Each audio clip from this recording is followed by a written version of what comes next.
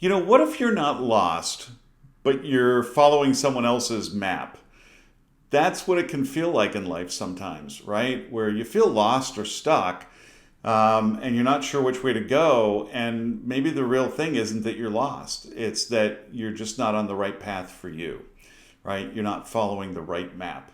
And figuring that out can be so empowering. Whether you're in your 20s and you're trying to figure out adulting and what career to build and how to build it and how's AI going to affect that and how to manage relationships and finances and all that stuff, right? It can be complicated. And a lot of people don't feel well prepared by the adults in their life when they were growing up. So it can be daunting, right? And you can feel stuck and not sure which way to go. And then you could be in your 30s or 40s and wake up one day and realize this is not the life I imagined for myself, right? And you can feel stuck then. And you can also feel stuck when your kids grow up and you're an empty nester and you're like, okay, the last 20 years or so, maybe more, have been about raising one or more kids. And well, now what? What's my purpose now? Where do I go now? And that could be really unsettling, right? And what's going on there, though, is that you're not feeling in alignment. You're not aligned with, maybe you don't even have clarity about who you are, what you really believe in, what matters to you, and where you want to head. And, for me, fortunately, I learned early on, I had this powerful experience where I was able to realize that I was not in alignment and that I was on the wrong path and to figure out how to get on the right path. I was about 20. I was a junior in college, and I went down to DC for Thanksgiving to hang out with a friend, much to my mother's chagrin that I wasn't home for Thanksgiving. And but they had these really cheap flights to Washington, and I just couldn't resist. And so I went and I did all the museums and monuments and all that stuff. And on the day that I was supposed to leave, I was walking through an empty field next to the Lincoln Memorial. And I swear to God, I heard a voice, loud as can be. And it asked me, why do you want to be a lawyer? Because at that point, I was pre-law and I was going to be a lawyer, an international lawyer. And, I looked around, I didn't see anybody, so I kept walking, and the voice said, why do you want to be a lawyer? And I stopped and said, okay, well, that's a good question. Why do I want to be a lawyer? I don't really like the pre-law courses I've been taking. And all I could think about was my mother saying to me since I was a little kid, go to Harvard or Yale and be a doctor or a lawyer. Now, I was a student at Brandeis University, so I clearly had not gone to Harvard or Yale, and I was not pre-med, so I was not going to become a doctor. So why did I need to become a lawyer? Just because my mother said that's what you should do, right? Make a lot of money, be a doctor or a lawyer. So I'm like, oh, I'm not going to be a lawyer then. I felt great. I mean, really great, like a weight had been lifted off my shoulders. For the first time, I started to feel what it's like to move in the direction of being in alignment. And so I started walking again. And then the voice said, so what are you going to be? And I stopped and I thought, what have I really enjoyed studying? And I immediately thought of these two Soviet studies courses. It was the early 1980s, and the Cold War was, at full intensity.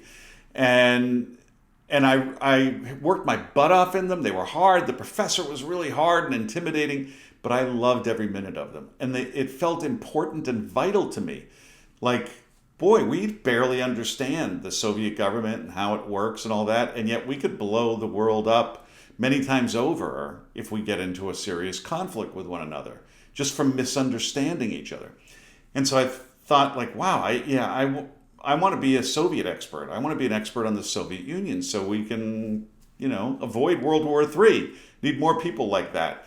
And my mother, one thing that did stick with me and resonate with me was she had raised me talking constantly about President Kennedy's inaugural address. And when he said, ask not what your country can do for you, ask what you can do for your country.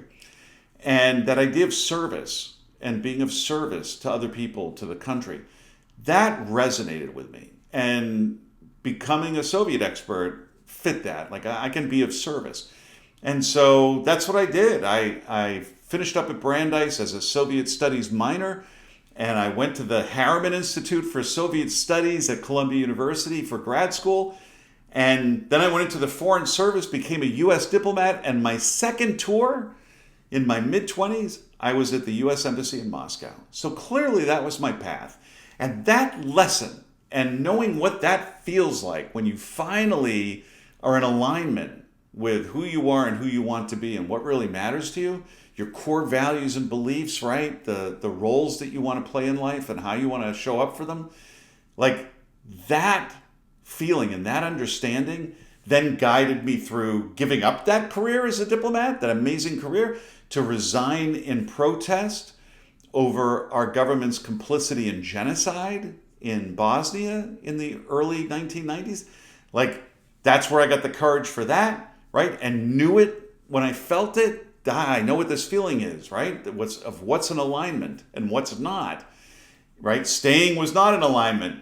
Leaving was in alignment. And then becoming an activist. Several months later, I had the opportunity to become an activist and help lead the Save Bosnia movement. And I knew what that was when it felt like alignment. And then after that was done, to go into teaching, same thing. You know, even my wife at the time was like, you know, when you talk about going into teaching, you come alive. I'm like, yeah, that's what it feels like to be in alignment. That's what I should do.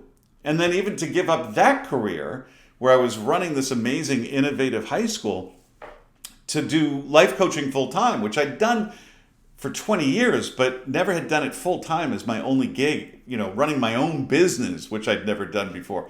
Like, but I knew in my bones that was in alignment, right, with who I am and who I needed to be next, right? What was the next journey for me, the next path to take?